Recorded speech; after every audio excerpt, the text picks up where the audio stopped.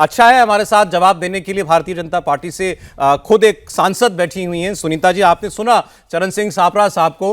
हालांकि इन सभी सांसदों के निलंबन वापस ले लिए गए, लेकिन उन्होंने बताया कि हुड़दंग करने वाला तो सत्ता पक्ष है, गलत पक्ष को आरोप दे रहे हैं, इल्जाम दे रहे हैं प्रधानमंत्री।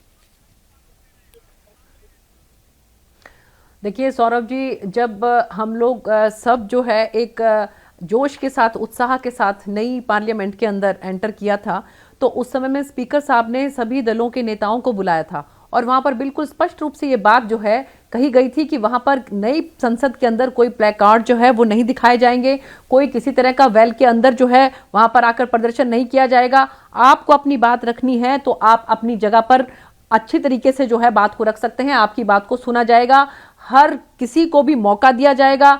आप अगर उसके ऊपर किसी भी बात के ऊपर आप बहस चाहते हैं वो बहस करवाई जाएगी, डिबेट कराई जाएगी।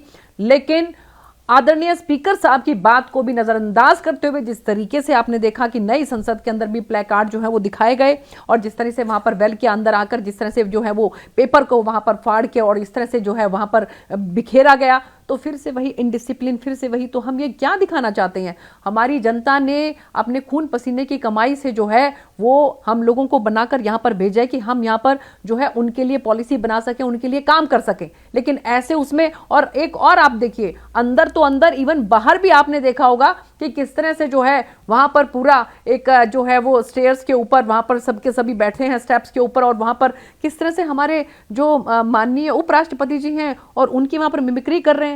क्या वहां पर ये कोई वहां पर कोई इस तरह का कोई ड्रामा चल रहा था?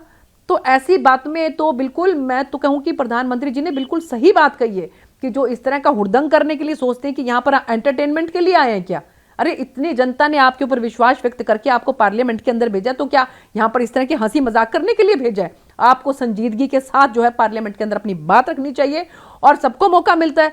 अब की बार मुझे तो लगता है कि स्पीकर साहब ने शायद ही किसी सांसद को छोड़ा हो जिसको मौका ना दिया हो बोलने का। कोई समय होता था, अटल बिहारी वाजपेयी जी हमारे प्रधानमंत्री होते थे, तो उन्होंने बताया था कि एक तो उनका टर्म पूरा ही ऐसे निकल गया था कि जिसमें केवल एक बार वो बोले थे।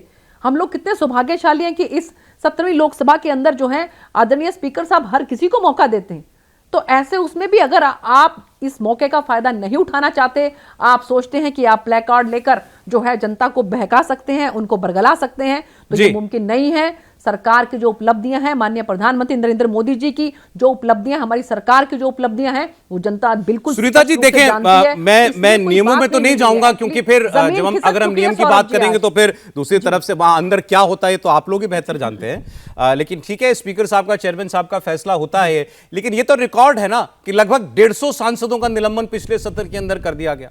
और यह भी तो हर सत्र में नहीं होता ना कि कोई बाहर से आए और बाहर का व्यक्ति वो सदन के अंदर घुस आए, लोकसभा के अंदर आकर के हंगामा करने लगे, कोई पाउडर जो है वो स्प्रे करने लगे। ये भी हर बार नहीं होता। तो क्या कह रहे थे विपक्ष के लोग? ये कह रहे थे कि हमें इस पर सरकार का जवाब चाहिए जिस पर निलंबन हुआ इनका। सौरभ जी, इससे पहले जब भी विपक्ष ने कोई भी बात कही है उसके ऊपर बिल्कुल जो है हमारे आदरणीय गृह मंत्री जी ने स्पष्ट रूप से और बहुत तार्किक रूप से एक एक बात का जवाब दिया है जी। लेकिन उनको सिर्फ हंगामा करना था, बल्कि आखिर में तो ऐसा भी देखने में आया कि कुछ सांसद ये कह रहे थे कि जी आप फटाफट हमें भी बाहर निकालिए ताकि हम बाहर जाकर जो है ये बता सकें कि देखिए हमने वहां पर हंगामा किया। तो ये इस तरह का माहौल करके क्या आप जनता के अंदर फिर से जाकर अपना चेहरा दिखा सकते हैं कि आपने वहां पर जाकर क्या किया?